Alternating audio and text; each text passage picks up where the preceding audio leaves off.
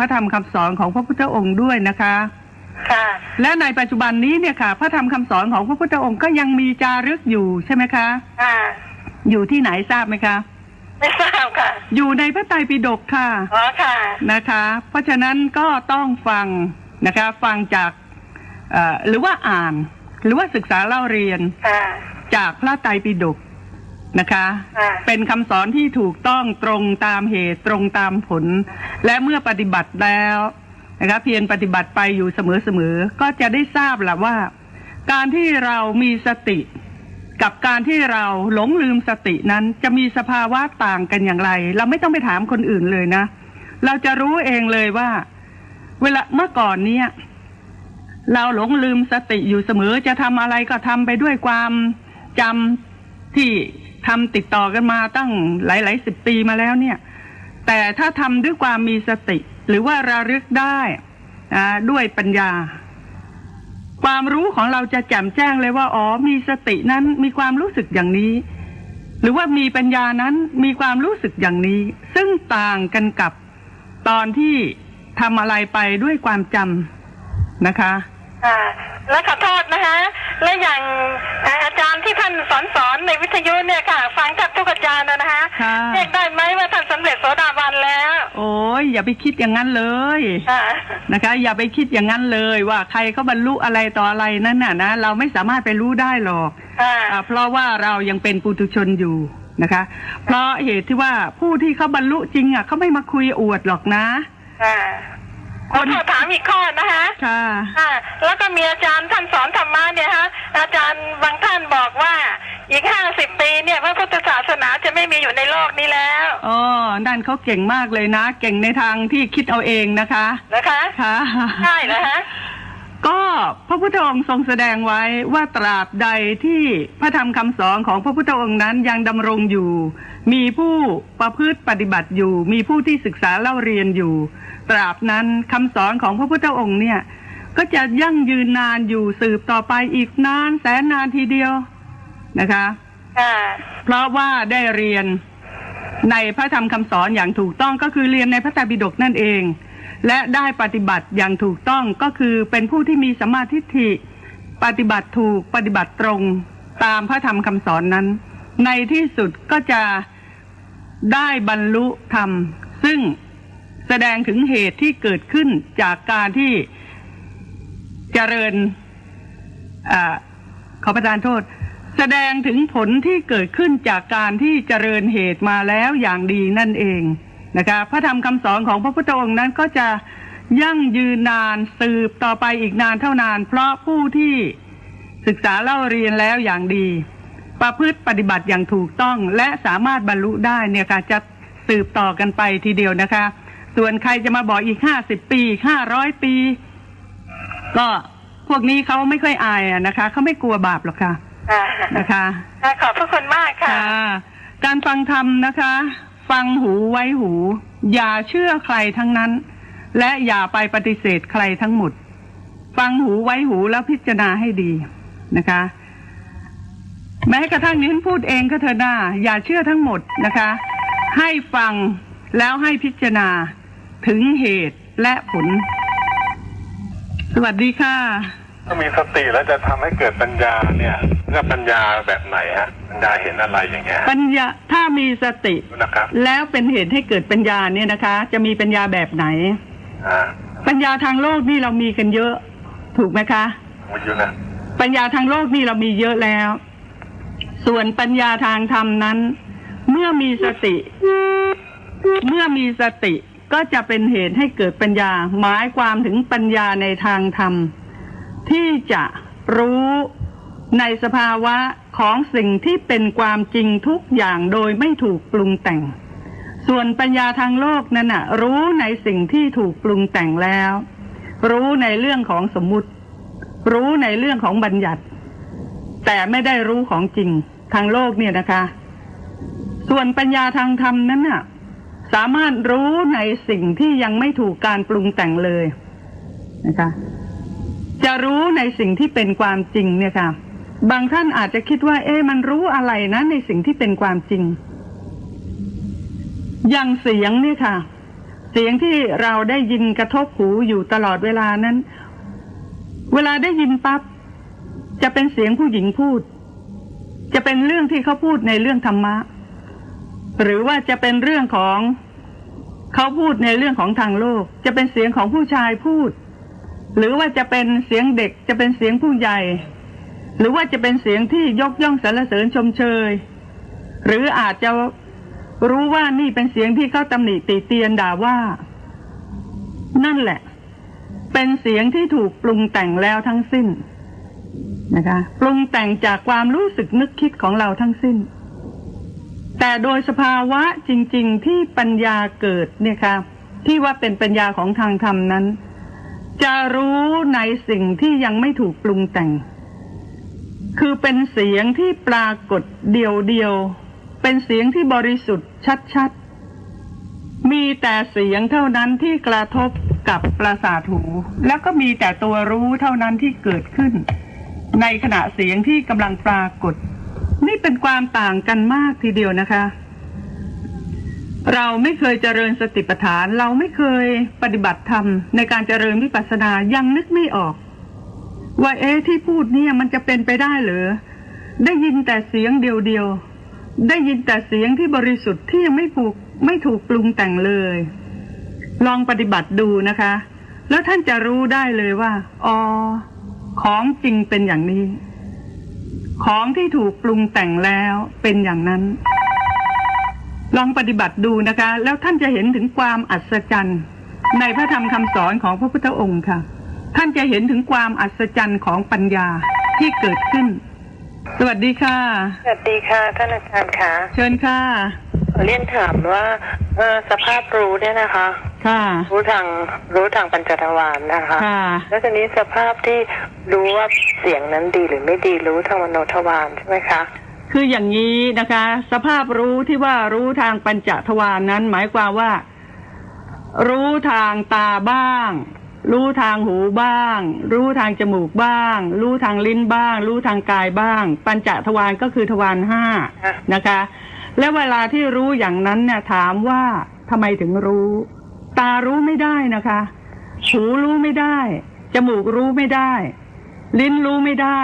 กายรู้ไม่ได้ตัวรู้น่ะต้องรู้ทางมโนทวารคือทางใจนะคะแล้วตัวปรุงแต่งนี่ก็ปรุงแต่ง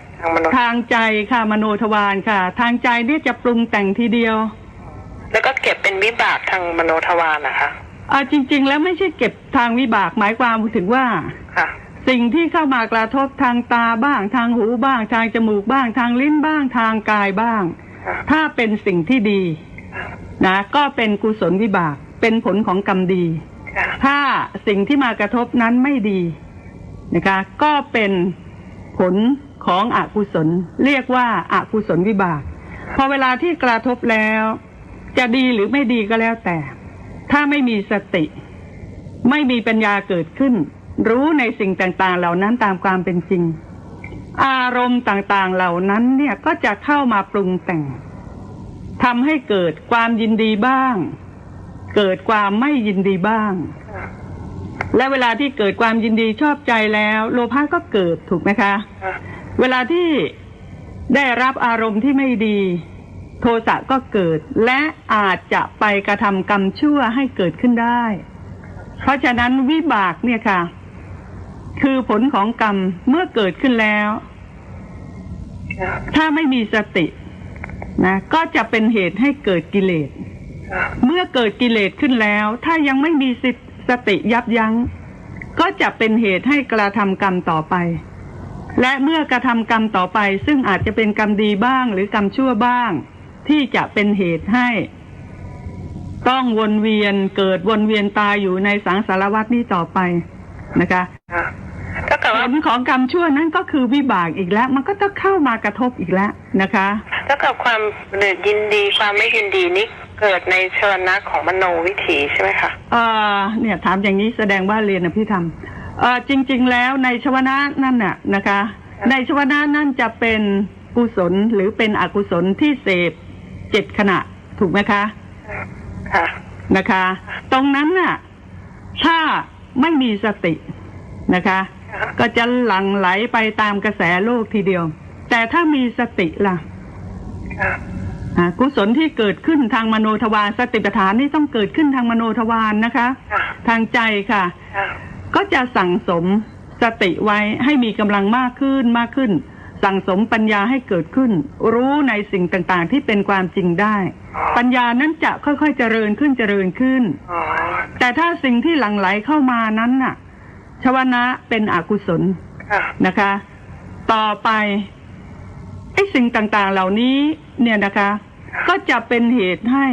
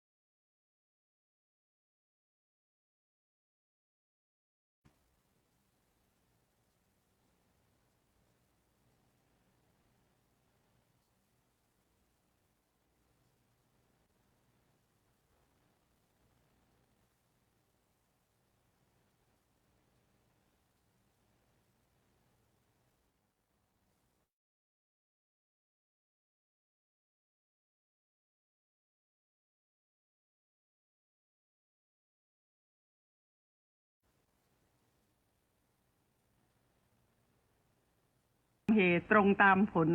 และเมื่อปฏิบัติแล้วนะคะเพียรปฏิบัติไปอยู่เสมอก็จะได้ทราบแหละว่าการที่เรามีสติกับการที่เราหลงลืมสตินั้นจะมีสภาวะต่างกันอย่างไรเราไม่ต้องไปถามคนอื่นเลยนะเราจะรู้เองเลยว่าเวลาเมื่อก่อนเนี้ยเราหลงลืมสติอยู่เสมอจะทำอะไรก็ทำไปด้วยความจำที่ทำติดต่อกันมาตั้งหลายสิบปีมาแล้วเนี่ยแต่ถ้าทำด้วยความมีสติหรือว่าระลึกได้ด้วยปัญญาความรู้ของเราจะแจ่มแจ้งเลยว่าอ๋อมีสตินั้นมีความรู้สึกอย่างนี้หรือว่ามีปัญญานั้นมีความรู้สึกอย่างนี้ซึ่งต่างกันกับตอนที่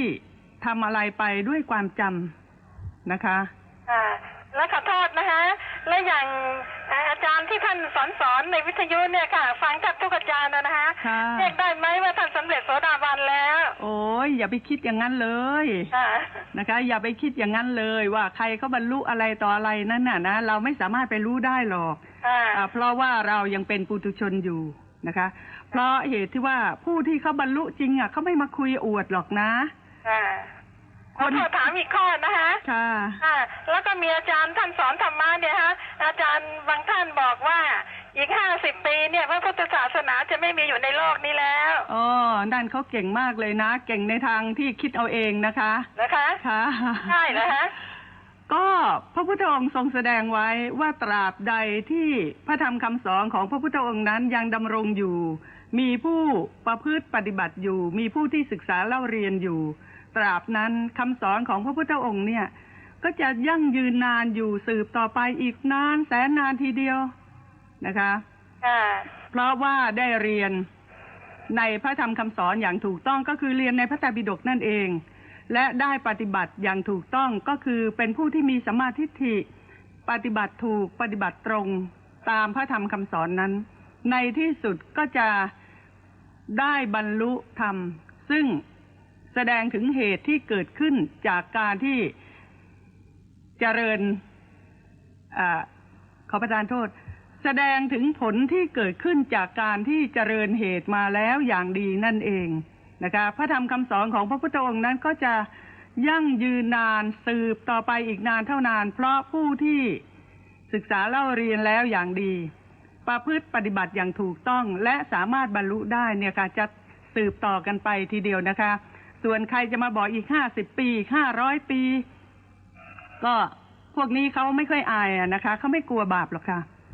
นะคะขอบพระคุณมากค่ะการฟังธรรมนะคะฟังหูไว้หูอย่าเชื่อใครทั้งนั้นและอย่าไปปฏิเสธใครทั้งหมดฟังหูไว้หูแล้วพิจารณาให้ดีนะคะแม้กระทั่งนี้พูดเองก็เถอะนะอย่าเชื่อทั้งหมดนะคะให้ฟังแล้วให้พิจารณาถึงเหตุและผลสวัสดีค่ะถ้ามีสติแล้วจะทำให้เกิดปัญญาเนี่ยจะปัญญาแบบไหนฮะปัญญาเห็นอะไรอย่างเงี้ยปัญญาถ้ามีสตินะครับแล้วเป็นเหตุให้เกิดปัญญาเนี่ยนะคะจะมีปัญญาแบบไหนปัญญาทางโลกนี่เรามีกันเยอะถูกไหมคะเยอะนะปัญญาทางโลกนี่เรามีเยอะแล้วส่วนปัญญาทางธรรมนั้นเมื่อมีสติก็จะเป็นเหตุให้เกิดปัญญาหมายความถึงปัญญาในทางธรรมที่จะรู้ในสภาวะของสิ่งที่เป็นความจริงทุกอย่างโดยไม่ถูกปรุงแต่งส่วนปัญญาทางโลกนั้นน่ะรู้ในสิ่งที่ถูกปรุงแต่งแล้วรู้ในเรื่องของสมมุติรู้ในเรื่องของบัญญัติแต่ไม่ได้รู้ของจริงทางโลกเนี่ยนะคะส่วนปัญญาทางธรรมนั้นน่ะสามารถรู้ในสิ่งที่ยังไม่ถูกการปรุงแต่งเลยนะคะจะรู้ในสิ่งที่เป็นความจริงเนี่ยค่ะบางท่านอาจจะคิดว่ามันรู้อะไรนะในสิ่งที่เป็นความจริงอย่างเสียงเนี่ยค่ะเสียงที่เราได้ยินกระทบหูอยู่ตลอดเวลานั้นเวลาได้ยินปั๊บจะเป็นเสียงผู้หญิงพูดจะเป็นเรื่องที่เขาพูดในเรื่องธรรมะหรือว่าจะเป็นเรื่องของเขาพูดในเรื่องของทางโลกจะเป็นเสียงของผู้ชายพูดหรือว่าจะเป็นเสียงเด็กจะเป็นเสียงผู้ใหญ่หรือว่าจะเป็นเสียงที่ยกย่องสรรเสริญชมเชยหรืออาจจะรู้ว่านี่เป็นเสียงที่เขาตำหนิติเตียนด่าว่านั่นแหละเป็นเสียงที่ถูกปรุงแต่งแล้วทั้งสิ้นนะคะปรุงแต่งจากความรู้สึกนึกคิดของเราทั้งสิ้นแต่โดยสภาวะจริงๆที่ปัญญาเกิดเนี่ยค่ะที่ว่าเป็นปัญญาของทางธรรมนั้นจะรู้ในสิ่งที่ยังไม่ถูกปรุงแต่งคือเป็นเสียงที่ปรากฏเดียวๆเป็นเสียงที่บริสุทธิ์ชัดๆมีแต่เสียงเท่านั้นที่กระทบกับประสาทหูแล้วก็มีแต่ตัวรู้เท่านั้นที่เกิดขึ้นในขณะเสียงที่กำลังปรากฏนี่เป็นความต่างกันมากทีเดียวนะคะเราไม่เคยเจริญสติปัฏฐานเราไม่เคยปฏิบัติธรรมในการเจริญวิปัสสนายังนึกไม่ออกว่าที่พูดเนี่ยมันจะเป็นไปได้หรือได้ยินแต่เสียงเดียวๆได้ยินแต่เสียงที่บริสุทธิ์ที่ยังไม่ถูกปรุงแต่งเลยลองปฏิบัติดูนะคะแล้วท่านจะรู้ได้เลยว่าของจริงเป็นอย่างนี้ของที่ถูกปรุงแต่งแล้วเป็นอย่างนั้นลองปฏิบัติดูนะคะแล้วท่านจะเห็นถึงความอัศจรรย์ในพระธรรมคำสอนของพระพุทธองค์ค่ะท่านจะเห็นถึงความอัศจรรย์ของปัญญาที่เกิดขึ้นสวัสดีค่ะสวัสดีค่ะท่านอาจารย์ค่ะเชิญค่ะเรียนถามว่าสภาพรู้เนี่ยนะคะค่ะรู้ทางปัญจทวารนะคะค่ะแล้วทีนี้สภาพที่รู้ว่าเสียงนั้นดีหรือไม่ดีรู้ทางมโนทวารใช่ไหมคะคืออย่างนี้นะคะสภาพรู้ที่ว่ารู้ทางปัญจทวารนั้นหมายความว่ารู้ทางตาบ้างรู้ทางหูบ้างรู้ทางจมูกบ้างรู้ทางลิ้นบ้างรู้ทางกายบ้างปัญจทวารก็คือทวาร5นะคะและเวลาที่รู้อย่างนั้นเนี่ยถามว่าทำไมถึงรู้ตารู้ไม่ได้นะคะหูรู้ไม่ได้จมูกรู้ไม่ได้ลิ้นรู้ไม่ได้กายรู้ไม่ได้ตัวรู้น่ะต้องรู้ทางมโนทวารคือทางใจนะคะแล้วตัวปรุงแต่งนี่ก็ปรุงแต่งทางใจค่ะมโนทวารค่ะทางใจนี่จะปรุงแต่งทีเดียวแล้วก็เก็บเป็นวิบากทางมโนทวารนะคะจริงๆแล้วไม่ใช่เก็บทางวิบากหมายความถึงว่าสิ่งที่เข้ามากระทบทางตาบ้างทางหูบ้างทางจมูกบ้างทางลิ้นบ้างทางกายบ้างถ้าเป็นสิ่งที่ดีนะก็เป็นกุศลวิบากเป็นผลของกรรมดี ถ้าสิ่งที่มากระทบนั้นไม่ดีนะคะก็เป็นผลของอกุศลเรียกว่าอกุศลวิบาก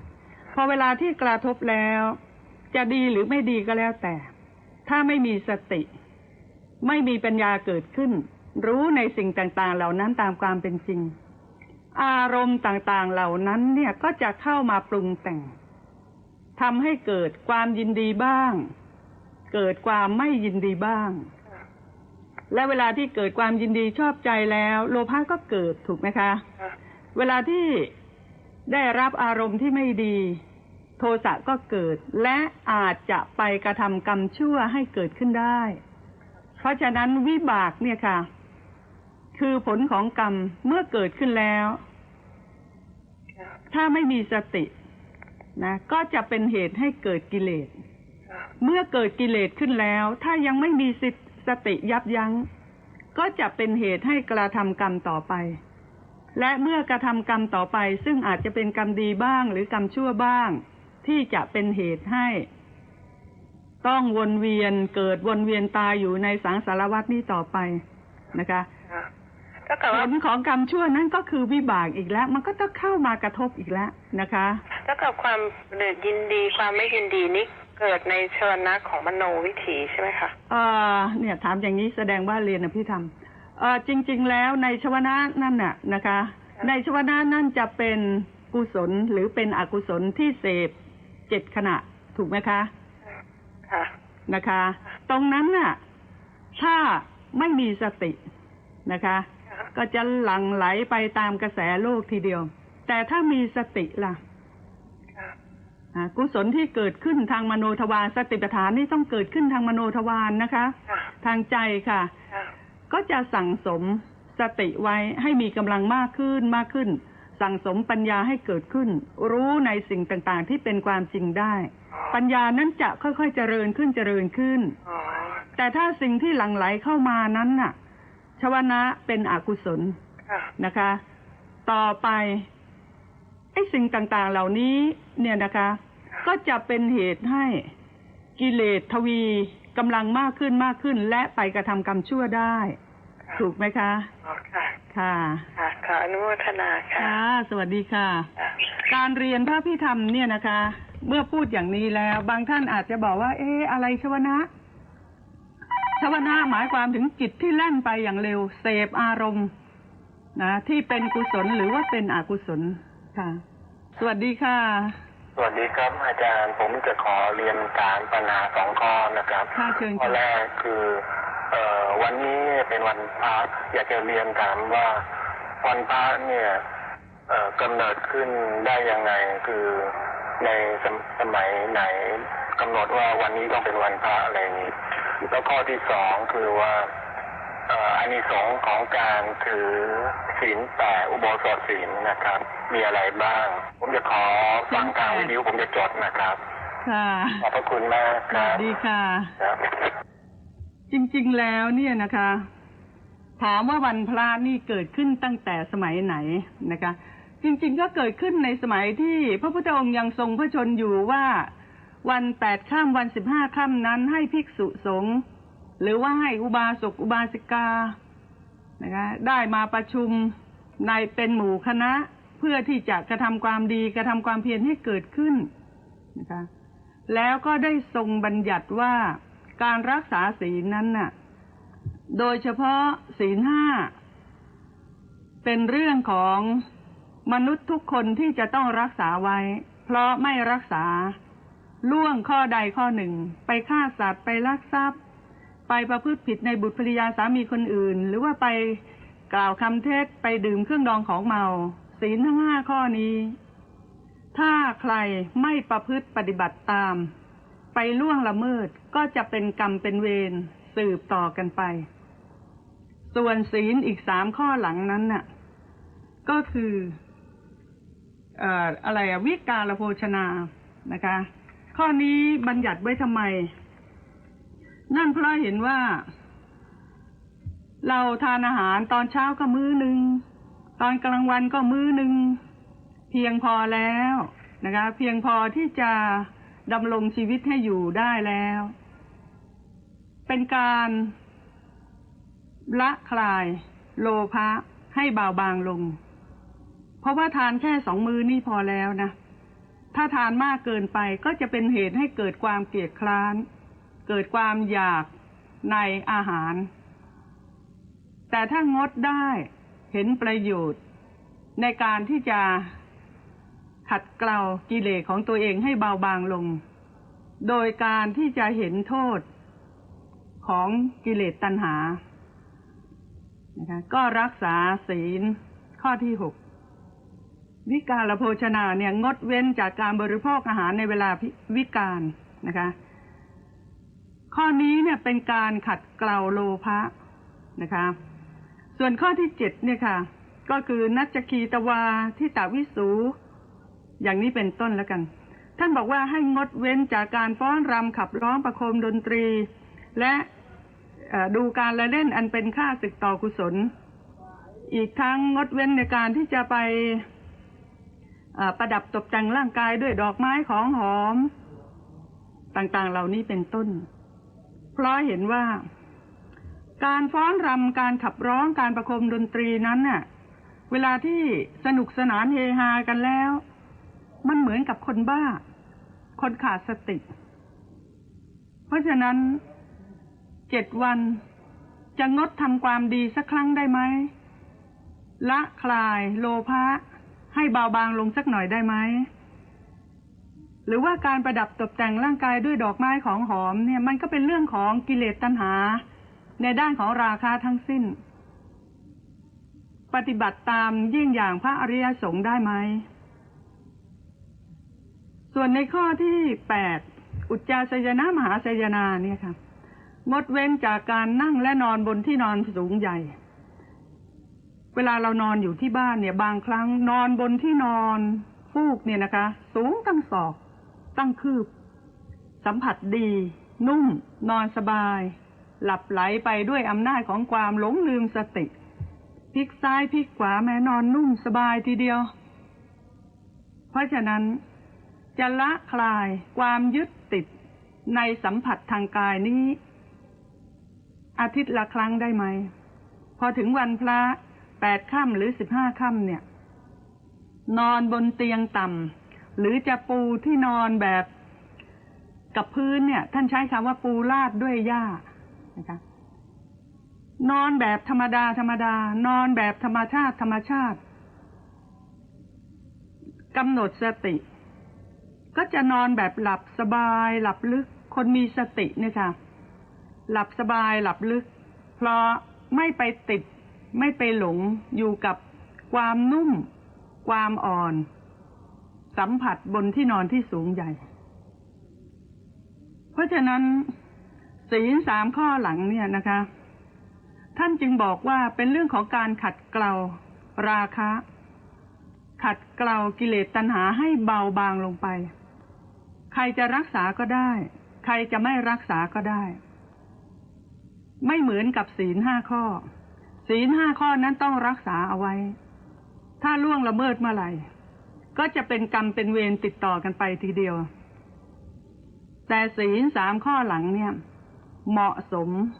สำหรับบุคคลผู้ที่ปรารถนาที่จะลดจะละกิเลสตัณหาให้เบาบางลงเพราะฉะนั้นอานิสงส์ของศีล3 ข้อนี้เนี่ยก็จะเกิดขึ้นในเวลาที่เรารักษาอุโบสถศีลนะคะเวลาที่สมาทานศีล8แล้วเนี่ยสมาทานอุโบสถศีลแล้วตั้งสติให้ดีกำหนดจิตให้นิ่งสงบเป็นสมาธิแล้วตรึกนึกคิดไปในคุณของพระพุทธเจ้ามีพุทธานุสตินั้นเป็นอารมณ์ว่าพระพุทธองค์นั้นนะคะอย่างที่เราสวดใช่ไหมฮะอิติปิโสภควาอรหังสัมมาสัมพุทโธต่างๆเหล่านี้เนี่ย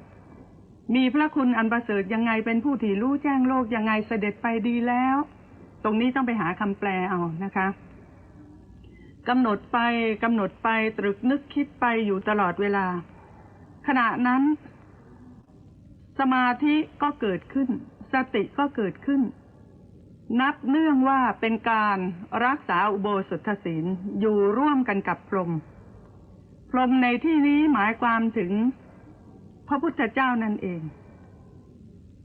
จำอุโบสถศีลอยู่ร่วมกันกับพระพุทธเจ้าในครั้งนั้นเวลาที่เราลองคิดดูนะเวลาที่เราจำอุโบสถศีลอยู่ร่วมกันกับพระพุทธเจ้านั้นน่ะใจของเราจะเป็นกุศลไหมจิตเราจะสงบไหมเราจะกล้าไหม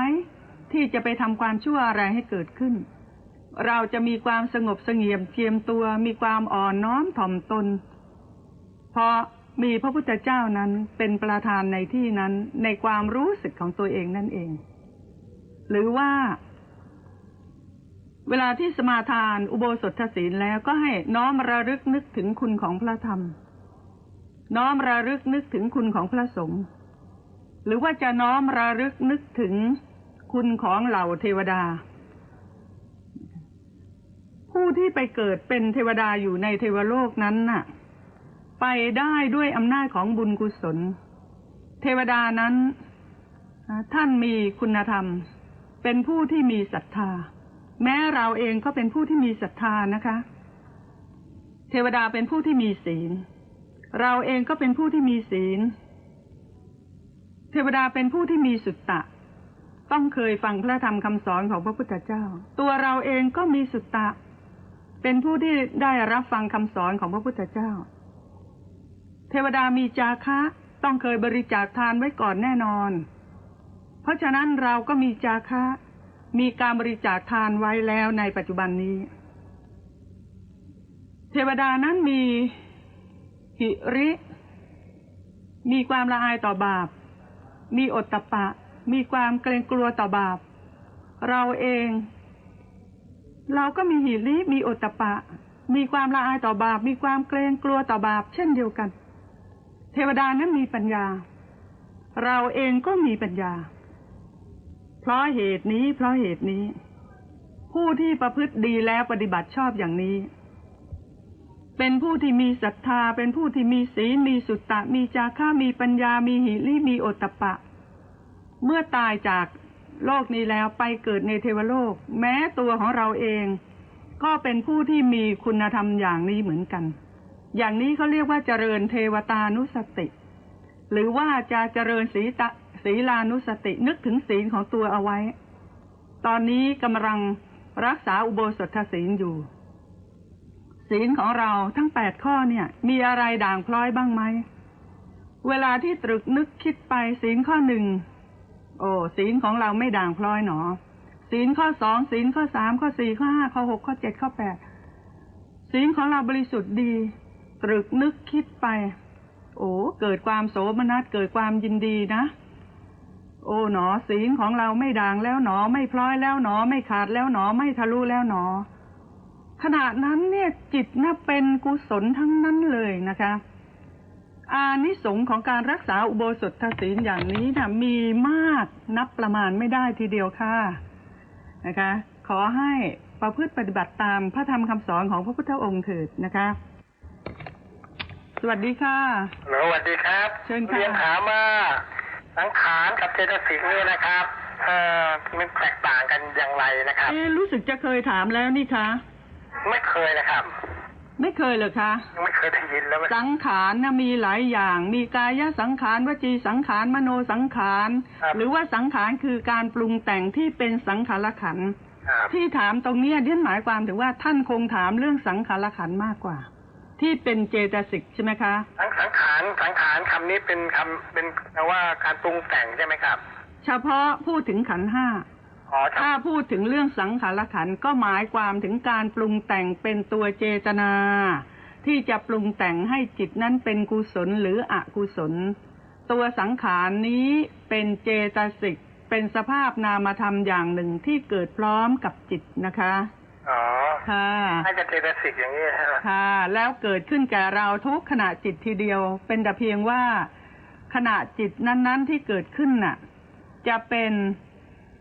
ทางฝ่ายของกุศลหรือทางฝ่ายของอกุศลเท่านั้นเองนะคะครับผมแล้วคำว่าเจตสิกนี่อยู่ในพระสูตรนี่จะไม่มีใช่ไหมทำไมไม่มีเยอะแยะไป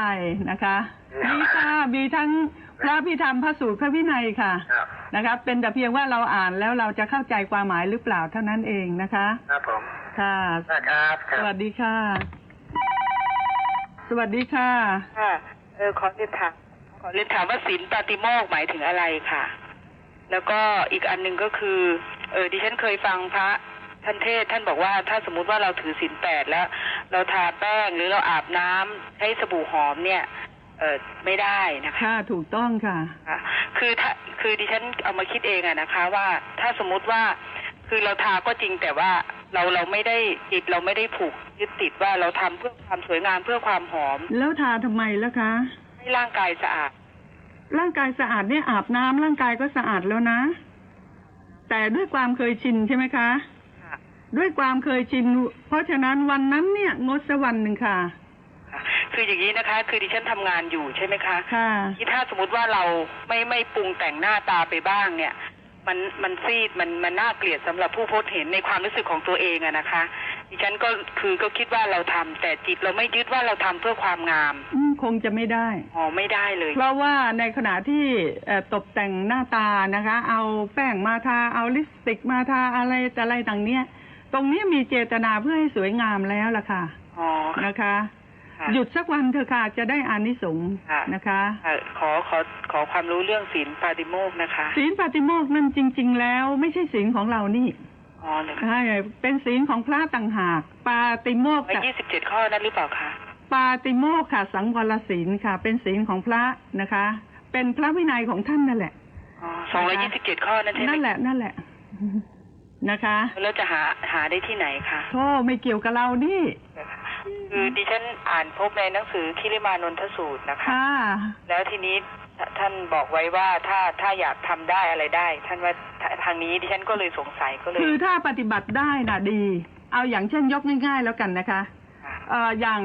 พระวินัยของพระวินัยนี่เป็นคำสั่งนะคะเป็นคำสั่งที่นะคะขอบพระคุณค่ะพระวินัยนี่เป็นคำสั่งนะคะที่พระพุทธเจ้านั้นสั่งทีเดียวต่อบุตรของตถาคตว่าต้องปฏิบัติอย่างนี้คำสั่งนั้นใครไม่ปฏิบัติตามมีความผิดส่วนนอกจากนั้นเป็นคำสอนนะคะอย่างเราเนี่ยค่ะ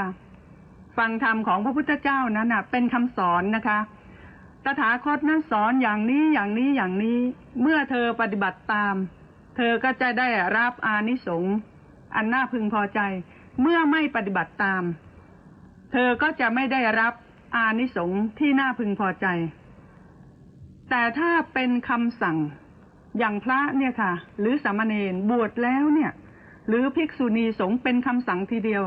ว่าต้องปฏิบัติอย่างนี้คำสั่งนั้นไม่เหมือนคำสอนค่ะคำสั่งนั้นเด็ดขาดมากกว่าอย่าไปฆ่ามนุษย์นะถ้าฆ่ามนุษย์แล้วเป็นปาราชิกหลุดพ้นจากความเป็นพระนะคะอย่าไปลักทรัพย์เขานะถ้าเกินกี่มาศกลงมาแล้วเนี่ยหยิบทรัพย์เขาเคลื่อนไปแล้วโดยเจตนาที่จะลักเนี่ยปาราชิกนะคะหลุดจากความเป็นสงฆ์ทันทีอย่าไปกาเมนะต่างๆเหล่านี้เป็นต้นนี่เป็นคำสั่ง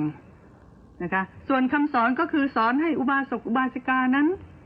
ประพฤติปฏิบัติในสิ่งที่ดีงามนะคะ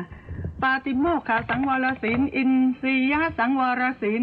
อาชีวบริสุทธิศีลต่างๆเหล่านี้เนี่ยค่ะเป็นเรื่องที่ถ้าแม้นว่าเราจะศึกษาเอาไว้ก็ดีนะคะมีมารยาทดีนะคะในเรื่องของพระวินัยเนี่ยเวลาทานอาหารเนี่ยอย่ามาทำอ้าปากไว้คำข้าวยังไม่ถึงตัวนี่อย่ามาอ้าปากเอาไว้อย่ามาเคี้ยวดังจับอย่ามาซดน้ำแกงคำซูดอย่ามาทำเคี้ยวข้าวคำโตอะไรอย่างเงี้ยนะคะเป็นคำสอนที่คำสั่งที่ดีเหมือนกันสวัสดีค่ะสวัสดีค่ะอาจารย์อยากรบกวนอาจารย์ช่วยยกตัวอย่างน้ำปานะที่ถูกต้องตามหลักของการปฏิบัตินะคะเพราะว่าวันก่อนฟังอาจารย์อธิบายนี่แล้วก็เจ้าที่ได้ดูจากสำนักปฏิบัติธรรมแล้วก็วัดหลายๆแห่งนี้มันไม่ถูกต้องตามที่อาจารย์อธิบายนะคะเอาอย่างนี้นะคะขอเรียนให้ทราบว่าไม่ใช่เป็นความคิดของดิฉันนะคะแต่ในพระวินัยปิฎกนะคะมหาวรรคเนี่ยทรงแสดงไว้ถึงเรื่องน้ำปานะน้ำอัฐบาลเภสัชขันธกะนะคะในข้อที่86และในข้อ26เนี่ยนะคะในพระวินัยนี่ท ถ้าพระศึกษาแล้วจะเข้าใจได้อย่างดีเลย ต่อไปนี้จะเป็นพระธรรมคำสอนที่พระพุทธองค์ได้ทรงแสดงไว้และนี่เป็นเพียงแค่พูดให้ท่านฟังนะคะค่ะน้ำปานะเริ่มต้นจากที่ทรงอนุญาตไว้ก็คือน้ำดื่มแปดอย่างที่เรียกว่าน้ำอัฐบาลที่ทรงอนุญาตไว้ว่าหลังเที่ยงวันไปแล้วเนี่ยให้ดื่มกินได้ต้องเป็นน้ำที่ทำจากผลมะม่วงหนึ่งอย่างแล้วนะคะอย่างที่สองก็คือน้ำที่คั้นมาจากผลว่าอย่างที่สามก็คือน้ำที่คั้นมาจากผลกล้วยที่มีเมล็ดอย่างที่สี่ก็คือน้ำที่คั้นมาจากผลกล้วยที่ไม่มีเมล็ดห้าน้ำที่คั้นมาจากผลมะสางหกน้ำที่คั้นมาจากผลจันทร์หรือผลองุ่นเจ็ดน้ำที่คั้นมาจากเง่าบัวแปดน้ำที่คั้นมาจากผลมะปรางหรือผลลิ้นจี่นะคะนี่เป็นน้ำอัฐบาลอัฐะนี่แปลว่าแปดนะคะน้ำดื่ม8อย่างนี่ทรงอนุญาตไว้และต่อมาในภายหลังนี่ค่ะทรงมีพุทธานุญาตน้ำผลไม้ทุกชนิดที่ไม่ใหญ่กว่าผลมะตูมหรือว่าไม่ใหญ่กว่าผลมะกริดนะคะส่วนน้ำที่เขาต้มด้วยเมล็ดข้าวเปลือกนี่ไม่ได้น้ำผักดองอย่างน้ำผักกาดดองนี่ไม่ได้น้ำดอกไม้ที่เป็นดอกมะสางนี่ไม่ได้ทรงอนุญาตน้ำอ้อยสดนะคะพวกน้ำอัฐบาลหรือว่าน้ำปานะต่างๆเหล่านี้ห้ามตั้งไฟให้สุกด้วยแสงอาทิตย์ห้ามยกขึ้นตั้งไฟเด็ดขาดนะคะนอกจากนั้นเนี่ยก็ยังทรงพุทธานุญาตว่าเวลาที่เจ็บไข้ได้ป่วยเนี่ยให้บริโภคของ5อย่างนี้เป็นยารักษาโรคได้ก็คือพวกเนยใสนะเนยข้นน้ำมัน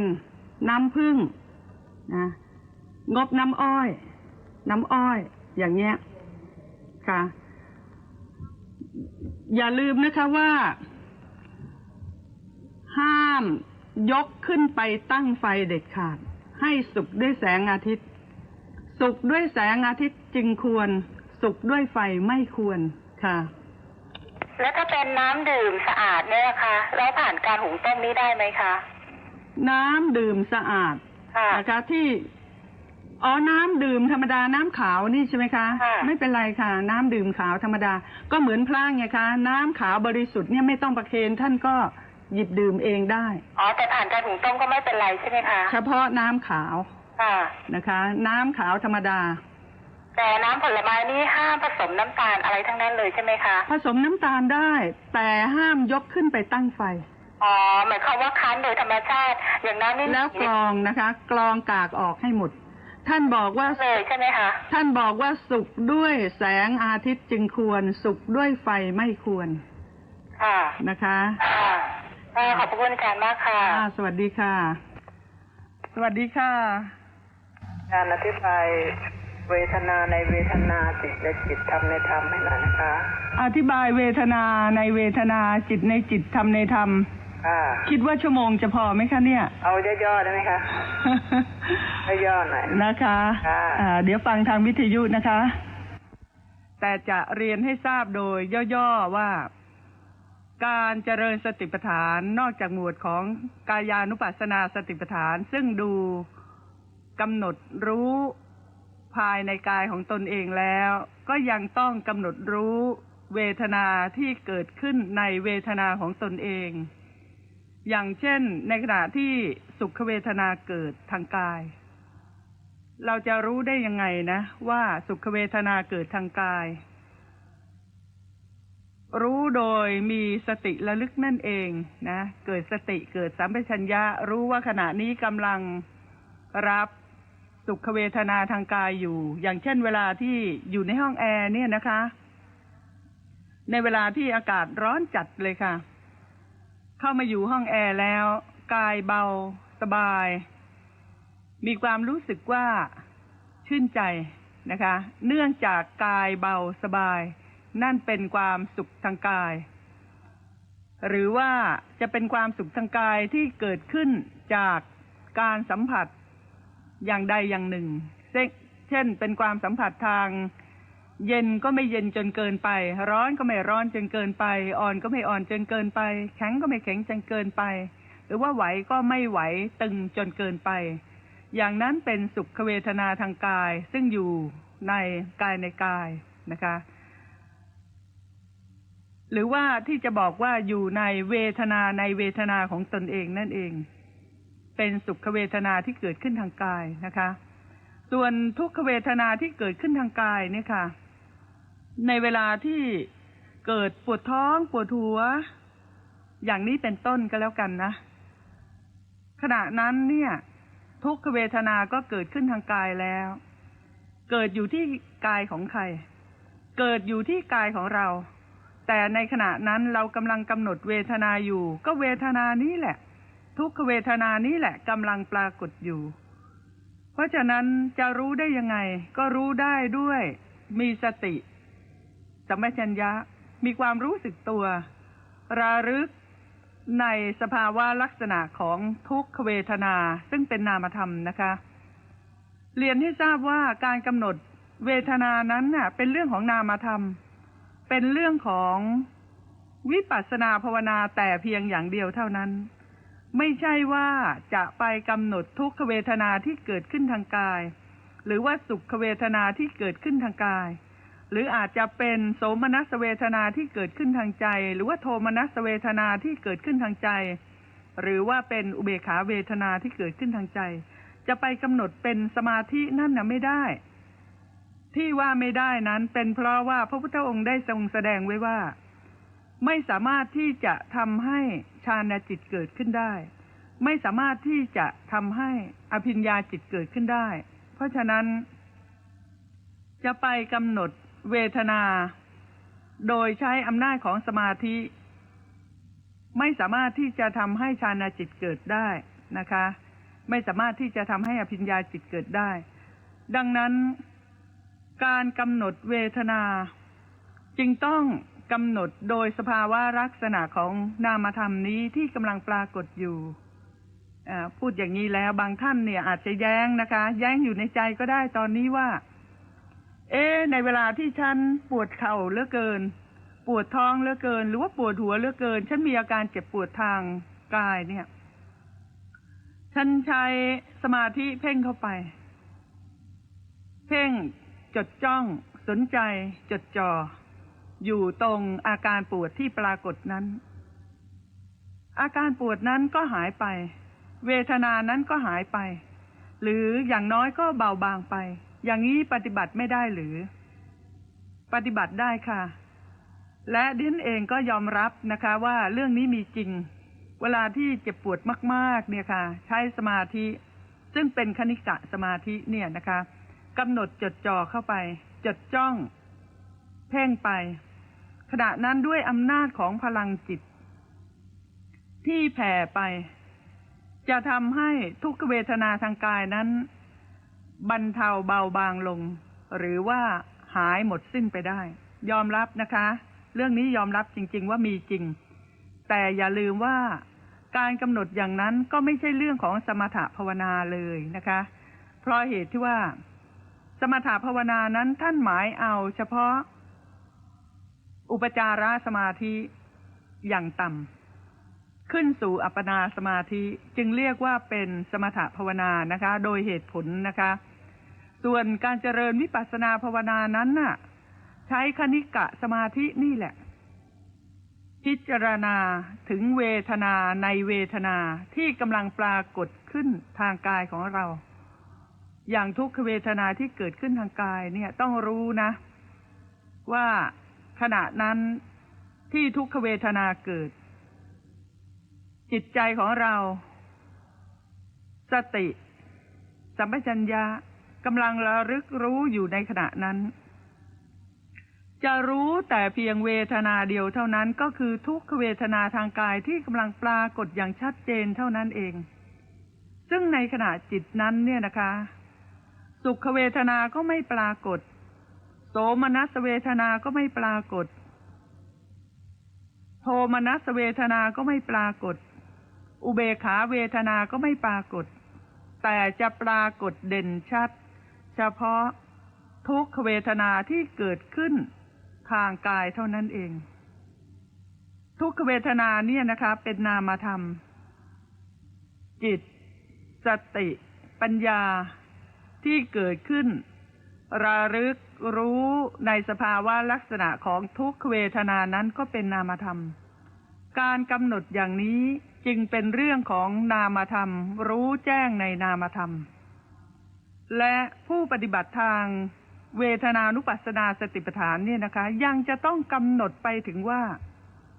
อะไรหนอเป็นปัจจัยให้ทุกขเวทนานี้ปรากฏขึ้นอยู่ๆแล้วทุกขเวทนาทางกายจะปรากฏขึ้นไม่ได้อยู่ๆแล้วโทมนัสเวทนาทางใจหรือว่าโสมนัสเวทนาทางใจหรือว่าสุขเวทนาทางกายอุเบกขาอะไรต่างๆเหล่านี้เนี่ยนะคะจะเกิดขึ้นมาลอยๆไม่ได้จะต้องมีเหตุมีปัจจัย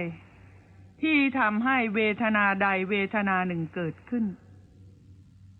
เพราะฉะนั้นผู้ที่เจริญสติปัฏฐานเจริญวิปัสสนาภาวนากำหนดเวทนาเนี่ยจะต้องมีปัญญาที่ละเอียดอ่อนพิจารณาลงไปถึงปัจจัยที่ปรุงแต่ง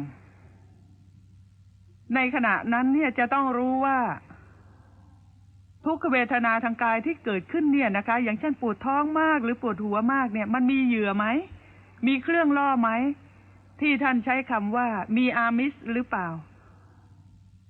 มีกามคุณห้าเป็นเครื่องล่อไหมขณะนั้นก่อนหน้าที่ทุกขเวทนาจะเกิดเนี่ยนะคะเรายินดีพอใจในรูปเสียงกลิ่นรสโผฏฐัพพะหรือเปล่า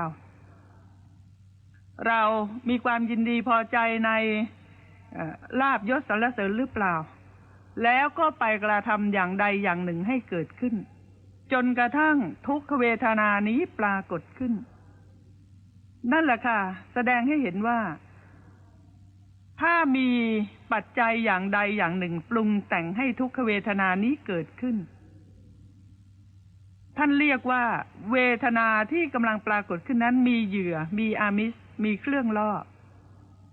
ให้เกิดทุกขเวทนาทางกายค่อนข้างจะลึกซึ้งลงไปนะคะแต่ถ้าหากแม้นว่า